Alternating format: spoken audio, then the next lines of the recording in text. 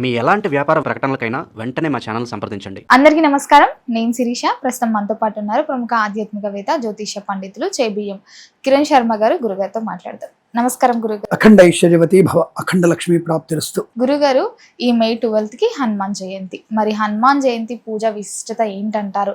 ఆ రోజంగా ముఖ్యంగా ఎలాంటి పనులు చేయాలి, ఎలాంటి పనులు చేయకూడదు అంటారు? అలాగే ఆ రోజు ఏ దేవుడి నామస్మరణ చేయాలంటారు? ఒక్కసారి తెలిసి ఛానల్ చూసే వాళ్ళందరూ కూడా ముందుగా హనుమాన్ జయంతి శుభాకాంక్షలు చేసుకుంటూ, శ్రీరామ తారక మంత్రాన్ని ఎవరైతే చదువుతున్నారో, అంటే శ్రీరామ రామ రామేతి రమే రామే మనోరమే సహస్రనామ తత్తుల్యం రామనామ వరాననే, ఈ మంత్రాన్ని ఎవరైతే చదువుతున్నారో మీరు హనుమంతుడు అనుగ్రహం పొందుకున్నట్టేగా. సమస్తమైనటువంటి అనుగ్రహం. ఎక్కడెక్కడైతే రామనామం జరుగుతుందో అక్కడ ఆయన అంజలి ఘటించి మన పక్కన ఉంటాడని చెప్పుకున్నాం చాలాసార్లు. కాబట్టి హనుమాన్ జయంతి అనేది హనుమంతుడి యొక్క ఆవిర్భావం. చాలా మందికి తెలిసి కొంచెం తెలియదు మన ప్రేక్షకులకి, శివుడి యొక్క ప్రతిరూపమే హనుమంతుడు, శివస్వరూపమే హనుమంతుడు. శివకే ఇద్దరు కూడా వేరువేరుగా ఉండరు, ఇద్దరు ఒకే దగ్గర ఉంటారు. అందుకే ఒక దగ్గర హనుమంతు భక్తుడు, ఒక దగ్గర నందీశ్వరుడుగా అనేక రకాల తన యొక్క ఆవిర్భావాన్ని శివకేశవులు పెంచుకుంటూ ఉంటారు. ఒకరు లేకుండా ఒకరు ఉండరు. అందుకే శివాయ విష్ణు రూపాయ శివరూపాయ విష్ణువే శివస్య హృదయం విష్ణు విష్ణోశ్చ హృదయం శివ. ఇక్కడ ఈశ్వర స్వరూపమే హనుమంతుల వారు. అక్కడ విష్ణుమూర్తి స్వరూపం రాముడైతే, ఆ రాముడికి సేవకుడిగా ఉంటూ తన మిత్రత్వంతో తన యొక్క చెల్లెలైనటువంటి అమ్మ సీతమ్మ వారిని కనుగొని తన రాముడికి ఇచ్చినటువంటి వాడు ఈశ్వరుడు.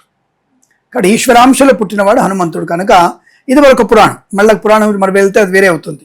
సరే, హనుమాన్ జయంతి రోజున ఏ దేవుడిని పూజించాలంటే అందరూ హనుమంతుడిని పూజ అంటారు. హనుమంతుడిని పూజ చేయండి, నో ప్రాబ్లం. కానీ హనుమంతుడి కంటే ముందు ఆ సీతారాముల వారిని పూజించిన వారికి అద్భుతమైనటువంటి రామ అనుగ్రహాన్ని, హనుమ అనుగ్రహాన్ని పొందుకునే అవకాశం ఉంటుంది.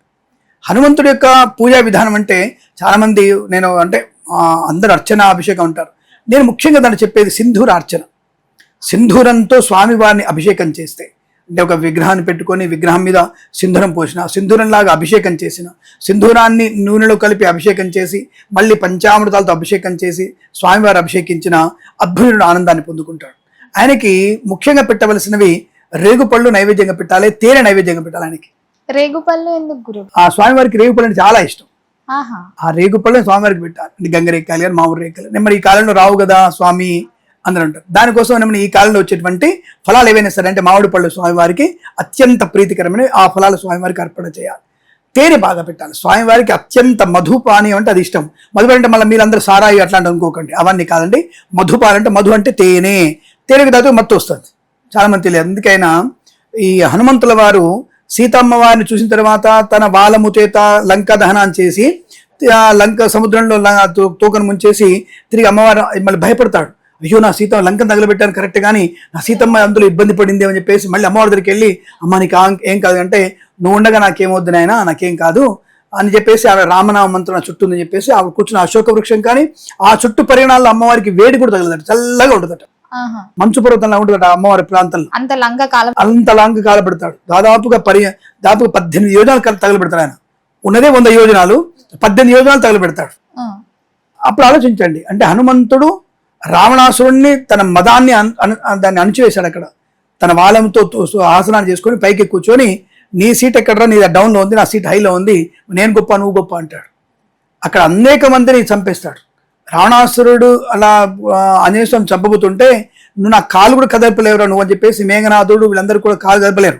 విభీషణుడు చెప్తాడు, అన్న వద్దు, ఒక దూతగా వచ్చాడు, ఒక దూతగా వచ్చిన మనం ఎప్పుడు కూడా హింస పెట్టకూడదు, అది తప్పు మనకని చెప్తే, కొంత ఉక్రోషుడైనా తమ్ముడు మాట విని ఆ క్షణంలో కూడా నా తమ్ముడు చెప్పాడు కాబట్టి వదిలేస్తున్నాను నిన్ను అని చెప్పేసి ధర్మాన్ని పాటిస్తూ అని వెళ్ళిపోతాడు, పంపించేస్తాడు. వెళ్తూ వీని ఊరికి ఎందుకు తోక కాల్చామంటాడు. రాముడికి తిక్క కుదురుతాడు, వీని తోక కాల్చామంటాడు. ఆ కాల్చిన తోక లంకా దహనానికి పాల్పడు. అంటే నువ్వు కూర్చున్నటువంటి కొమ్మ నువ్వు నరుకున్నట్టుగా, నీ ఇంటిని నీకే నిప్పెట్టుకున్నట్టుగా అర్థం సూచిస్తుంది మనకి. కాబట్టి అలాంటి తత్వంలో అమ్మవారి దగ్గరికి వచ్చిన తర్వాత అమ్మ దండం పెట్టుకుంటాడు. మనకి సుగ్రీవుడి దగ్గరికి వస్తుంటాడు, రాజ్యానికి వస్తుంటాడు. వస్తున్నప్పుడు ఆ వార్తలు ఈ వానరాన్ని కూడా హ్యాపీగా ఉంటాయి. ఎన్ని కోట్లు? దాదాపు కొన్ని 18 లక్షల కోట్లు ఉన్నాయట ఈ వానర సైన్యం. 18 లక్షల కోట్లు ఆ వానర సైన్యం ఎదురు చూస్తున్నాయి. దక్షిణానికి వెళ్ళాడు అన్నేడు, ఎప్పుడు వస్తాడని ఎదురు చూస్తున్నారు. అదినప్పుడు జాంబవంతుడు రాగానే చూసి వెంట అందరి విషయం చెప్పేస్తాడు, ఇలా జరిగింది, ఇలా అమ్మవారిని చూసి అని చెప్పి అందరు హ్యాపీ. ఆ దారిలో స్వామివారికి సుగ్రీవుని ఆశ్రమానికి రాజ్యానికి రాజ్యసభకు వెళ్తున్నటువంటి సమయంలో అక్కడ మధువనం ఉంటుంది. మధువనం అంటే తేనెపట్లు బట్టి ఉంటాయి. ఆ ఫుల్ తేనె, దాని పేరు మధువనం. అంటే తేనెపట్లే ఉంటాయి అన్ని. తేనెపట్లు, కాశ్మీర ఫలాలు, రేగుపళ్ళు, తర్వాత మనకి సీతాఫలాలు, మామిడి పళ్ళు, ఇవి మాత్రమే ఉంటాయి. ఏ కోతికి ఆ కోతి వచ్చి తెప్పుకుంటూ తింటూ ఉంటుంది. అందుకే ఎక్కువ మామిడి పళ్ళు తిన్నా మనకి వేడి చేసి బూస్టన్ చేసి నిద్ర వస్తుంది మనకి. అందుకే ఎక్కువ రేగు పళ్ళు తిన్నా మనకి నిద్ర వచ్చేస్తుంది. ఎక్కువ మీరు దానిమ్మ పళ్ళు తిన్నా నిద్ర వస్తుంది మనకి. దాంట్లో అలాగే మన సీతాఫలం ఎక్కువ తిన్నా నిద్ర వస్తుంది మనకి. తేనెగానే నిద్ర వస్తుంది. ఇవన్నీ కూడా మనకి ఒక రకమైనటువంటి మత్తుని కలిగిస్తాయి. అది ఎక్కువ తింటే, అంటే మితివి తింటే. అందుకే ఎక్కువ తినక అరిగి రావద్దంటారు. కాబట్టి ఈ తేనె తాగినా కూడా ఎక్కువగా నిద్ర వచ్చేస్తుంది. ఇవి కోతులన్నీ తేనె బాగా తాగేస్తాయి. ఎందుకంటే టేస్ట్గా ఉంటుందిగా, ఫుల్ తాగేస్తాయి. అవి యాక్చువల్గా దానికి తాగకూడదు, దాని పర్మిషన్ లేదు వీళ్ళకి. ఎందుకు అంటే ఈ చిక్కశిక్కలు చేస్తాయి కాబట్టి కోతులు. ఆ రోజున ఆ యొక్క తోటమాలి సరే అమ్మవారు కనిపించింది ఆనందంలో వాడు కూడా ఎక్స్క్యూజ్ చేసేస్తాడు. ఇవన్నీ వచ్చేసి తేనె తాగిస్తాయి. ఆ తేనె తాగి తూలుతా ఉంటాయి, పడిపోతుంటాయి. తూలి మత్తు పడిపోతు కింద పడిపోతా ఉంటాయి. అదే కూడా పడిపోతుంటాడు. అక్కడ వచ్చిన తర్వాత మళ్ళీ సుగ్రీవుని అటెండ్ అయిపోతారు. అమ్మ సార్ రాజుగారు వచ్చారు రైట్ కూడా అని చెప్పేసి వాళ్ళు యాక్టివ్ అయిపోతారు. అంటే వాళ్ళకు ఉన్నటువంటి యాక్టివ్నెస్ అది. అది మనలాగా తాగి కొట్టుకొని తాగలే వాళ్ళు తాగిన వాళ్ళ పద్ధతులు వాళ్ళు ఉన్నారు. అంటే ఆ మధువనంలోకి ఎక్కువగా తాగడం అనేది. అందుకనే తేనె ప్రీతి వాళ్ళకి, వానరులకి తేనె ప్రీతి కాబట్టి తేనెను ఎక్కువగా పెట్టాలి. మామిడి పళ్ళు, ఈ కాలంలో వచ్చేటువంటి పళ్ళు మామిడి పళ్ళు స్వామివారి పెట్టాలి. అందుకని అది కూడా మధువులానే ఉంటుంది. ఈ మామిడి రసం కూడా మధువులాగా ఉంటుంది, అమృతంలాగా ఉంటుంది. కాబట్టి అది కూడా మన స్వామివారి నివేదన చేయొచ్చు. అలాగే స్వామివారికి ఇష్టమైన పిండి వంట ఒకటి ఉంది, మినప గారెలు, మినప వడలు అంటారు. ఆ మినప గారెల్ని వడమాలగా చేసి స్వామివారి కనుక మనం అలంకారం చేసి వడమాల అర్చన చేయగలుగుతాం. అంటే ఒక్కొక్క నామానికి ఒక వడ స్వామివారికి అర్చన చేయాలి. ఆంజనేయ ఆయన మహామారుత ఆత్మరాయ మహా అని అమ్మవారి నామం చెప్తూ 108 నామాలకి 108 వడలు పెట్టి పూజ చేసి ఆ వడల్ని అందరికీ నైవేద్యంగా ప్రసాదంగా ఇవ్వాలి. దానివల్ల ఏమవుతుందంటే రాహుగ్రహ పీడా పరిహారం కలుగుతుంది, మానసిక వేదన నుంచి బయటపడతాము, శత్రునాశనాన్ని కలిగిస్తుంది, ఆర్థికమైన అభివృద్ధిని కలిగిస్తుంది. కాబట్టి వడమాలతో స్వామివారికి అర్చన, వడమాల చేసి స్వామి 54 నామాలు చెప్పేసి 54 మాలల్ని తీసుకుపోయి అంటే వడలు తీసుకెళ్ళి మాలగా వేసేయచ్చు. ఇలా వడమాల అర్చన చేయడం, తమలపాకులతో అర్చన చేయడం. చాలా మంది కొంతమంది పండితులు చేసి తమలపాకుల అర్చన ఒకటి చెప్పాడు, బిల్వదళ అర్చన చెప్పాడు. లేదు, తమలపాకుల అర్చన, నాగదళ అర్చన ఉంది, నాగవల్లి దళ అర్చన అంటారు దాన్ని. నాగవల్లి అంటే తమలపాకు.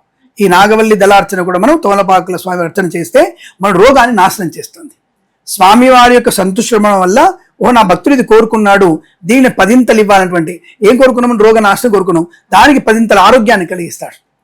అటువంటి తత్వం కోసం నాగదళ అర్చన చేస్తే చాలా మంచి ప్రయోజనం ఉంటుంది. అలాగే కుంకుమార్చన చేసుకోండి. స్వామివారికి కుంకుమ ఉంటుంది, ఎందుకు ఉండదు? స్వామివారికి కూడా కుంకుమార్చన ఉంటుంది, సింధూరార్చన ఉంటుంది. అలా స్వామివారికి కూడా అర్చన చేయడం అనేది విశేషంగా. ఆ కుంకుమార్చన చేసినప్పుడు ఆ కుంకుమని స్వామివారి కుంకుమం ధరించడం వల్ల, సింధూరం ధరించడం వల్ల మనకి శత్రు నాశనం కలుగుతుంది, జన వశీకరణ శక్తి బాగా పెరుగుతుంది. సింధూరార్చన స్వామివారికి అత్యంత ప్రీతైనది. అది చేయడం వల్ల ఆయనకి ధైర్యం ఎక్కువ వస్తుంది. అంటే ఆయనకి లేనిటువంటి ఒక పాజిటివ్, అంటే అనేకమైనటువంటి పాజిటివ్ అని చెప్పి ఎందుకుంటాడు ఆయన. ఈ గంధమాదన పర్వతాన్ని ఎక్కుతున్నప్పుడు ఆయనకి భయపడతాడు. ఆంజనేయుడు తొందరగా వెళ్ళి ఎగరడు, ఎంబడే ఎగరడు. ఆయన గంధమాదన కూర్చొని బాధపడుతుంటాడు. ఏది ఇంత దూరం ఉంది, ఇది ఏకంగా అది 1000 కిలోమీటర్ దూరం ఉంది, అది 1000 కిలోమీటర్ ఎగురుతానా, ఎట్లా ఎగురుతాను? 100 యోజనం అంటే 100 యోజనాల పర్వతం, అంటే దాదాపుగా 15,200 కిలోమీటర్లు ఉంటుంది. అది 2000 కిలో పైన ఉంటుంది. అది ఇది నేను ఎక్కడ ఎగురుతాను, అసలు నాకు సాధ్యం అవుద్దా అని చెప్పి ఆయన బాధపడుతుంటాడు. ఈ సముద్రం ఎంత హోరగోరిగా ఉంది, సముద్రం ఉప్పొంగుతుంది, ఎక్కడ వెళ్తాను, ఎక్కడ పడిపోతాను, సీతమ్మ జాగ్రత్తని ఏడుస్తుంటాడు. అప్పుడు అంగదుడు, తర్వాత మనకి జాంబవంతుడు వచ్చేసి, నీ ధైర్యం నీకు తెలవద్దురా నాయన, అద్భుతమైనటువంటి యోగం కలిగిన వాడు నువ్వు వాయుపుత్రుడివే, ఆ వాయు తండ్రిని నువ్వు తీసుకెళ్ళడా, ఇది తీసుకెళ్తాను నిన్ను, తప్పకుండా బయలుదేరని చెప్పేసి ఆయన్ని నువ్వు గొప్పోడివి, ఇంద్రుడివి, చంద్రుడివి, ఆహా ఓహో అన్నప్పుడు ఆయనకి ఇక కొద్ది ఆయనకి వస్తుంది. వచ్చిన తర్వాత అప్పుడు జాంబవంతుడు ఆయన ముఖం మీద సింధూరం పెట్టి, ఈ సింధూరం నేను తప్పకుండా నిన్ను అమ్మదేవి చేరుస్తుందని చెప్పేసి అప్పుడు చెప్తాడు. కానీ అటువంటి దాంట్లో ఆయన వెంటనే ఇంతింతై వటుడింతై తానంతై ఆకాశం అంత ఎత్తైపోతాడు ఆయన. అయిపోయి ఒక్క ఉదుటిన తొక్కినప్పుడు, అందుకే గంధమాదన పర్వతం ఒకవైపు డౌన్ ఉంటుంది, ఒక హైట్ ఉంటుంది. ఆ పర్వతం కరెక్ట్గా మనకి ఒక హైట్ ఉంటుంది, ఒక డౌన్ ఉంటుంది. ఆ స్వామివారు తొక్కిన తొక్కుడికి సముద్రంలోకి వెళ్ళిపోద్ది అది పర్వతం, సముద్రంలోకి కుంగిపోద్ది. ఆ ఉదుటన ఆయన వెళ్ళినప్పుడు ఆయన స్పీడ్ దాదాపుగా 1000 జెట్ స్పీడ్ల స్పీడ్ ఉంటుంది, అంతకంటే ఎక్కువ ఉంటుంది. 1000 జెట్ స్పీడ్లు ఎక్కువ ఉంటుంది. అంటే మనం రాకెట్ కంటే కూడా 7 ఇంతలు ఎక్కువ, రాకెట్ కన్నా 7 ఇంతలు ఎక్కువ ప్రయాణం చేస్తాడు ఆయన. అటువంటి ప్రయాణం చేసి అమ్మవారి జాడ కలుకొని వస్తాడు. అటువంటి ధైర్యాన్ని స్థైర్యాన్ని కలిగించేది సింధూరం పెట్టుకోవడం వల్ల వస్తుంది. అది ఆడవాళ్ళు నుడిట్లో పెట్టుకోవాలి, పాపిట్లో పెట్టుకోవాలి, ఆడవాళ్ళు కంపల్సరీ పెట్టుకోవాలి. కుంకుమ పెట్టుకోవడం కాదు, సింధూరం పెట్టుకోవాలి. మీకు ఉత్తరప్రదేశ్లో బాగా కనబడుతుంది అలవాటు.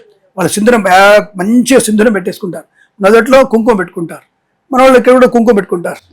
సరే ఏదో ప్రాబ్లం అవుతుంది, బట్ లైట్గా సింధూరం కూడా మనకి పెట్టుకుంటే అద్భుతమైన సుమంగళి యోగం ఏర్పడుతుంది, సంతాన యోగం ఏర్పడుతుంది, జన వశీకరణ శక్తి బాగా ఉంటుంది. అంటే ఆ రోజున మొత్తంగా కూడా మన స్వామివారికి ప్రీతి అయినటువంటి అభిషేకాలు చేసుకున్న తర్వాత తప్పకుండా 10 మందికి అన్నదానం కానీ నీటి దానం చేసుకునే ప్రయత్నం చేయాలి. స్వామివారికి ఇష్టమైన పూలు వచ్చేసి మల్లెలు, ఎర్రమందార పూలు, మల్లె పువ్వులు, ఎర్రమందార.